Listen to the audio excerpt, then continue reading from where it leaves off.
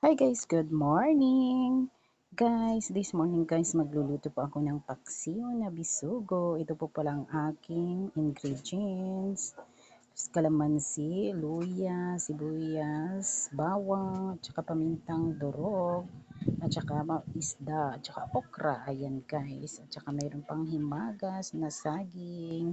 Ayan guys, yung aking lulutuin ngayong umaga, ulam pa ng halian.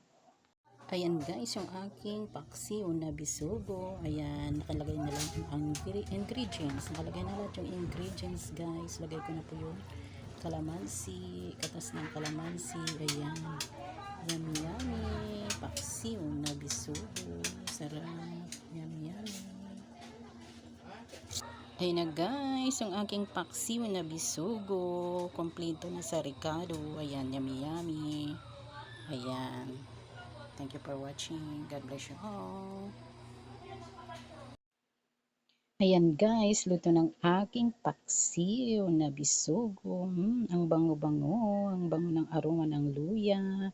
Ayan, sarap, yummy yummy. Thank you for watching.